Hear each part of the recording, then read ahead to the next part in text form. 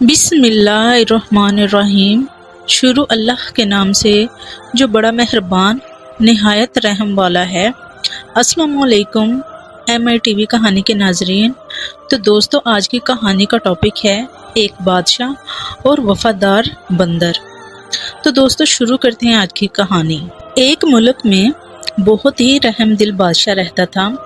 بادشاہ سلامت کو آج کل ایک جانور پالنے کا شوق ہو رہا تھا، اور وہ نہیں چاہتے تھے کہ کتے یا بلی جیسا کوئی عام جانور پالے جو ہر کوئی پال سکتا ہے۔ وہ کوئی ایسا جانور پالنا چاہتے تھے جو آج تک کسی نے نہ پالا ہو۔ پالتو جانور ایسا ہو جو ایک بادشاہ کی شان شان ہو اور اس کے ساتھ رہتا ہو، اچھا بھی لگے اور بادشاہ کے ساتھ بھی اچھا لگتا ہو۔ انہوں نے پالتو جانوروں کی دکان کے مالک کو طلب کیا اور ایک اچھا اور الگ قسم کا پالتو جانور محل بھجوانے کی ہدایت کی۔ دکان کے مالک نے بادشاہ کو بتایا کہ اس کے پاس ایک ایسا چمکدار جلد والا سانپ ہے جو جہاں پناہ کو ضرور پسند آئے گا۔ وہ سانپ نہ زہریلا ہے اور نہ ہی کاٹتا ہے۔ بادشاہ سلامت نے یہ سن کر خوشی کا اظہار کرتے ہوئے دکاندار کو فوراً سانپ بھجوانے کو کہا۔ سانپ واقعی ہی بہت خوبصورت تھا۔ اس کی جلد سورج کی روشنی میں چمکتی ہوئی بہت خوبصورت لگتی تھی۔ سانپ تو بادشاہ کے دل کو بھا گیا۔ اس نے سوچا کہ کسی بادشاہ کے پاس اس قسم کا پالتو جانور ہونا چاہیے۔ پھر اس نے سانپ کی کمر کو ہلایا تو وہ بہت ہی خوشی سے اپنی مخصوص آواز نکالنے لگا۔ بادشاہ کو سانپ کی شرارتیں دیکھ کر بہت مزہ آ رہا تھا۔ سانپ باورچی خانے کی الماری میں چھپ کر بیٹھ جاتا۔ جب باورچی الماری کھولتا تو سانپ دیکھ کر باورچی کی جان نکل جاتی۔ اکثر سانپ باغیچے کی گھاس میں چھپ جاتا اور اس کی وجہ سے مالی ڈر کے مارے کسی درخت کی شاخ پر جا بیٹھتا۔ بادشاہ کا ایک نوکر بازار سے سبزی لاتے ہوئے کئی دفعہ اس کی شرارتوں کا شکار ہوا۔ سونے کا وقت تھا۔ بادشاہ نے سونے والے کپڑے پہنے اور دانت صاف کیے۔ اس نے سانپ کو ڈھونڈا لیکن وہ اسے نہ ملا۔ اس نے سوچا کہ سانپ کہیں چھپا ہوا ہے اور اسے ڈرانے کی کوشش کر رہا ہے۔ وہ اپنے بستر پر لیٹا اور لحاف کھولا تو سانپ نے پھنکارتے ہوئے بادشاہ پر چھلانگ لگائی۔ بادشاہ سلامت ڈر کر بستر سے نیچے گر گیا اور ان کی پیٹھ پر اچھی خاصی چوٹ لگ گئی۔ صبح بادشاہ سلامت نے دکاندار کو طلب کیا اور کہا، ارے یہ سانپ تو میری بس کی بات نہیں، مجھے اس کے بجائے کوئی طوطا پالنے کے لیے دے دو۔ دکاندار نے انہیں بولنے والا جو طوطا دیا وہ بھی بہت خوبصورت اور نایاب تھا۔ اس کے پروں کا رنگ سرخ، سبز، نیلا اور پیلا تھا۔ اس کی آنکھیں چمکدار اور چونچ مڑی ہوئی تھی۔ بادشاہ کو بھی ایسا لگا جیسے اس کی پسند کا پالتو جانور مل گیا ہے۔ طوطا اڑ اڑ کر بادشاہ کے کندھے پر جا بیٹھتا۔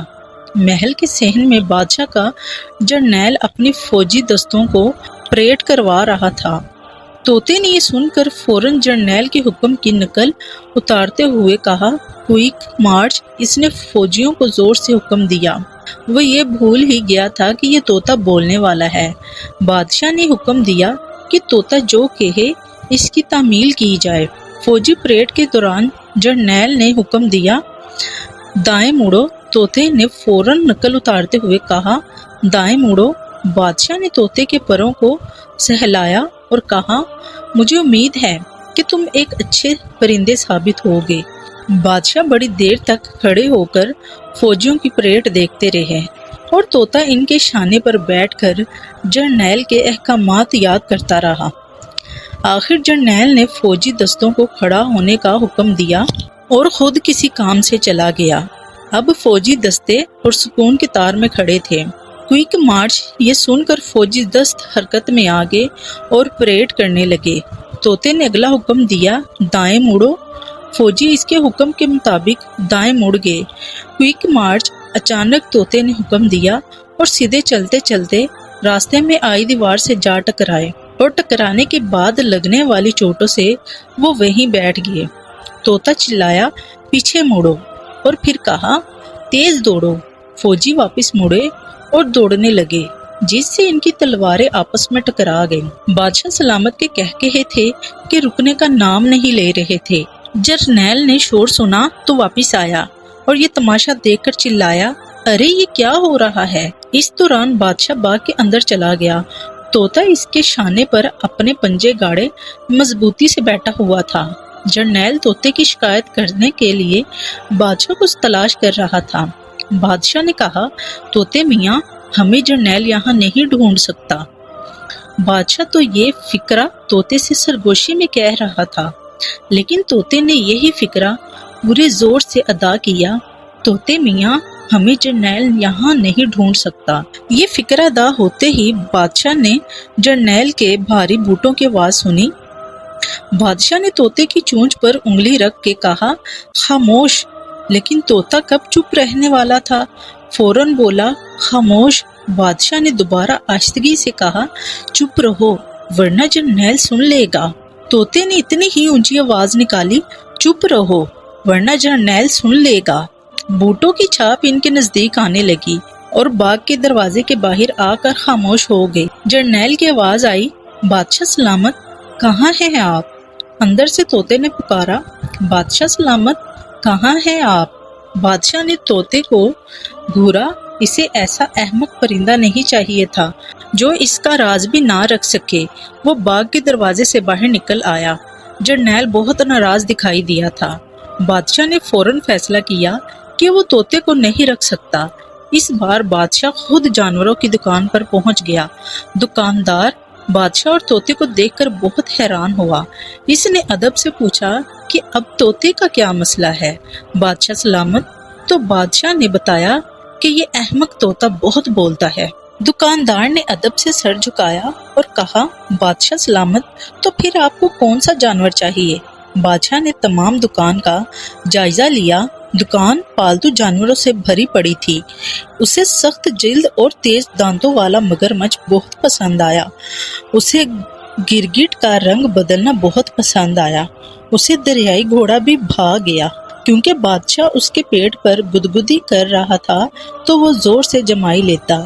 اسے الٹا لٹکا ہوا چمگادڑ بھی اچھا لگا، لیکن اسے اندازہ تھا کہ یہ جانور محل جا کر اس کے لیے مشکل پیش کر دیں گے۔ آخر اس نے ایک بھورے رنگ والے چھوٹے سے بندر کی طرف اشارہ کیا۔ اسے غور سے دیکھنے کے لیے جھکا تو بندر اس کی طرف لپکا اور بادشاہ کی انگلی تھامی۔ مجھے یہ ہی چاہیے اور میں اسے مینو کے نام سے پکاروں گا۔ محل واپس آنے تک بندر بادشاہ کے ساتھ کسی انسان کے بچے کے جیسے لپکا رہا۔ پھر ہوائیں چلنے لگی۔ تھوڑی دیر میں ہی انتہائی تیز طوفان آ گیا۔ مینو بادشاہ کے بازو میں کانپ رہا تھا۔ بادشاہ نے کہا، مینو تم فکر مت کرو، میں تمہیں ہوا میں اڑنے نہیں دوں گا۔ تبھی ہوا اور تیز ہو گئی اور بادشاہ کا تاج سر سے ہوا میں بلند ہو گیا۔ بادشاہ کے فوجی بادشاہ کو حفاظت سے محل کے اندر لے آئے۔ بادشاہ کا تاج ہوا میں اڑتا ہوا چکر لگا رہا تھا اور تیز ہوا بادشاہ کے تاج کو محل کے میناروں سے بھی اونچا اڑا کر لے گئی۔ باورچی بادشاہ کی پسند کی کھیر بنا رہا تھا۔ کھیر والا برتن ہاتھ میں تھامے شور مچا رہا تھا۔ شاہی تاج کو ہوا اڑا کر لے گئی۔ لوگوں، بھاگو کچھ کرو۔ مالی باغیچے میں کھڑا چیخ رہا تھا، ارے دوڑو، سیڑھی لاؤ۔ صفائی والے ملازم چھارن ہوا میں لہرا لہرا کر زور زور سے کہہ رہے تھے، شاہی تاج کو اڑنے سے بچایا جائے۔ پھر اچانک ہوا کی تیزی میں کمی آنے لگی اور شاہی تاج نیچے آنے لگا۔ وہ گھومتا چکر کھاتا تیزی سے نیچے کی طرف آتے ہوئے شاہی محل سے اونچے مینار پر اٹک گیا۔ بادشاہ سلامت سوچ رہے تھے کہ اب شاہی تاج اتنی اونچائی سے نیچے نہیں اتارا جا سکتا، کیونکہ لمبی سے لمبی سیڑھی بھی اتنی اونچی تک نہیں پہنچ سکتی۔ اچانک مینو بادشاہ کے بازوں سے پھدک کر نیچے اترا۔ اس نے دوڑ کر شاہی محل کا صحن پار کیا اور پھر شاہی دیواروں پر چڑھنے لگا۔ بے اختیار بادشاہ نے اسے آواز دی، دھیان سے مینو۔ لیکن اتنی دیر میں مینو اچھا خاصا فاصلہ طے کر چکا تھا۔ وہ انتہائی پھرتی کا مظاہرہ کر رہا تھا۔ وہ ایک مینار پر چڑھنے لگا جس پر شاہی تاج اٹکا ہوا تھا۔ फिर वो मीनार तक पहुंच ही गया। इसने अटका हुआ शाही ताज एक हाथ में पकड़ा और दूसरे हाथ की मदद से नीचे उतरने लगा। माली ने शोर मचाया, वाह वाह मीनू, तुमने तो कमाल कर दिया। मीनू को नीचे उतारते हुए कोई इतनी देर नहीं लगी। वो बादशाह सलामत के पास सीधा पहुंचा और बादशाह सलामत के कंधे पर चढ़ गया और शाही ताज बादशाह के सर पर सजा दिया। हर कोई खुशी से नारे मार रहा था कि शाही ताज महफूज है, मीनू हीरो है। सब मीनू के लिए तालियां बजा रहे थे। बादशाह ने प्यार से मीनू को थपकी दी। बादशाह ने सबकी तरफ पुरउम्मीद नजरों से देखा और सबसे पूछा कि क्या इन नारों का मतलब ये है कि मैं अपने मीनू को वफादार जानवर की हैसियत से महल में रख सकता हूँ? सब ने कहा, क्यों नहीं बादशाह सलामत, आप जरूर मीनू को महल में रख सकते हैं, क्योंकि जो इसने किया है वो बहादुर ही करते हैं और मीनू ऐसा ही जानवर है। बादशाह को वफादार जानवर के तौर पर मीनू को ही रखना चाहिए, वो ही इस लायक है। इंसान हो या जानवर, अगर वो दूसरों को फायदा दे तो वो सबको पसंद आता है। तो दोस्तों, अगर आज की आपको कहानी अच्छी लगी हो तो वीडियो को लाइक और मेरे चैनल को ज़रूर सब्सक्राइब कीजिएगा। थैंक यू दोस्तों, अल्लाह हाफिज़।